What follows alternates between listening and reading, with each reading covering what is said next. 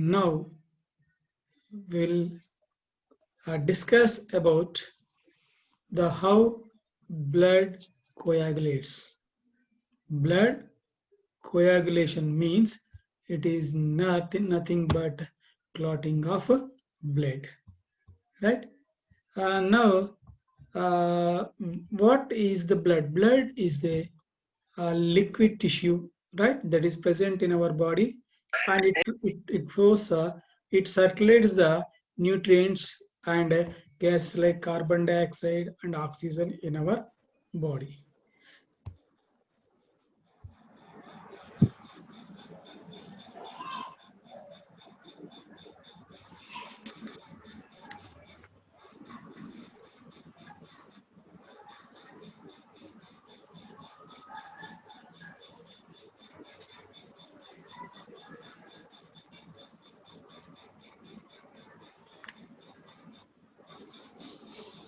Right, this is the blood coagulation, right? Generally, whenever you get an injury or a wound, the blood will come out from that injury. So after some time, the blood will clot there and the blood flow is stopped. So because of the blood coagulation character, generally all the animals are surviving when they meet with severe injuries. If the blood clotting character is not there, if we get an injury, a small injury, the blood will profusely bleed, right? Generally, if we get an injury, from the point of injury, the blood will come up to 3 to 6 minutes only. Within 3 to 6 minutes, there the blood will be clotted, right? Then blood flows out of the wound for only short time. Then what happens? The cut is filled with a red colored solid material. So that red colored solid material is called blood clot. If blood did not clot at the point of injury, so anyone with even a slight wound or a small wound, the bleeding is profuse. So bleeds profusely. Then how this blood clotting takes place? Then we will see how this blood clots step by step process influenced by enzymes. So when we get an injury, the blood flows out of it. There, the blood releases an enzyme called thrombokinase.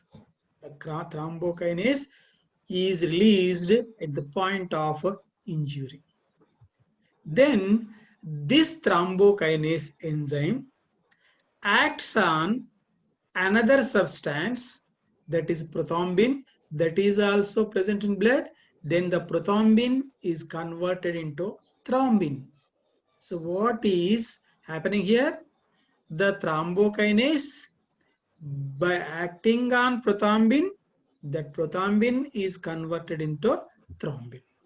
This is the second step. Then the this thrombin acts on a acts on fibrinogen, and this fibrinogen is converted into fibrin by this thrombin. Then the blood cells in the injury will tangle in the fibrin of the fibrin fibers, forming the clot. So the blood cells will tangle in the network formed by the fibrin fibers. That becomes the clot. Then these fibrin fibers are attached to the edges of the wound. The fibrin fibers which are entangled with the blood cells will attach to the edges of the wound, and these fibers are pulled together. All the fibers are pulled together. That forms a blood clot. Right? This is about the blood clot.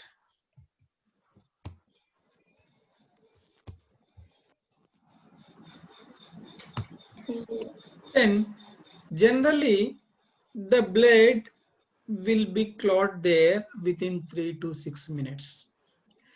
In some people, due to the deficiency of vitamin K, it takes more times to clot. Because of a genetic disorder, the blood may not coagulate. When the blood coagulates at the point of injury, the bleeding will be stopped. Otherwise, the bleeding continues. In some person, where the vitamin K deficiency is there, in those persons, the blood may not coagulate. This is called hemophilia. This is called hemophilia. So here, when we are discussing about vitamin K, it is a blood coagulation vitamin. So in the vitamins we have studied about. And here you may be confused with the two questions. First question is, the vitamin which helps in coagulation of the blood, and another is the vitamin which heals the injuries. You may think that for both these questions answer is vitamin K. That is wrong. The vitamin K helps in clotting of the blood. Vitamin K helps in clotting of the blood, but the wounds or injuries are healed by this vitamin C. So vitamin C helps in healing of the wounds. Vitamin K helps in the coagulation of the blood. So with this, we have completed the coagulation of the blood. Just we go through once again the steps involved in the blood coagulation. The first one is the blood flows out. In the blood, the enzyme thrombokinase is there. So enzyme thrombokinase is released at the point of the injury by the blood. Then this thrombokinase acts on prothrombin. It is also present in blood. That prothrombin is converted into thrombin. Next step, this thrombin acts on fibrinogen. It is an inactive state of fibrin. So the fibrinogen is converted into fibrin by the action of thrombin. Then these fibrinogen fibers are present at the point of the injury. So in those fiber network, the blood cells are tangled. That forms a blood clot. Then the fibrin fibers are attached to the edges of the wound. After attaching to the edges of the wound, they are pulled together to form a clot.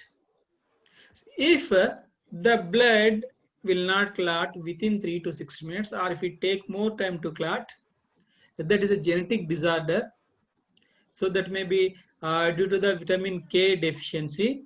That a genetic disorder is called as hemophilia, right? And then vitamin K is useful in the coagulation of blood, and vitamin C is useful in healing the wounds or injuries, right? And now you will see a video relating to this blood clotting.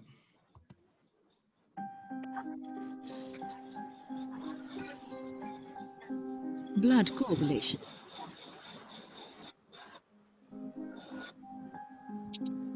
Before we start the topic blood coagulation, let us take a glance of components of the blood.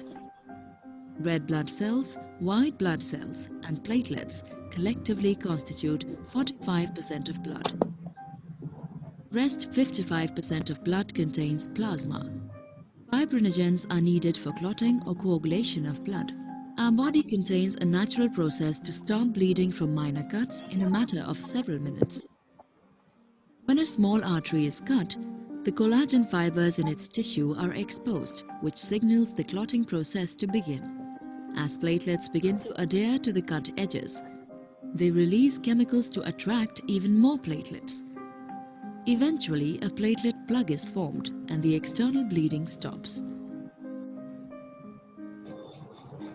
Platelets attach to fibrinogen. The immobilized fibrinogen attracts the factor of blood coagulation. The factors of blood coagulation transform the fibrinogen into polymers of fibrin. Thrombokinase is an enzyme complex that is required for this reaction. This complex is formed by a series of linked enzymic reactions, cascade process, involving a number of factors present in the plasma in an inactive state. After the formation of fibrins, molecules of plasmin start to get attracted to fibrin net. Later on, these molecules destroy the fibrin net. The fibrinolytic degradation products are phagocyted by macrophages and eosinophils, and the normal blood flow is restored.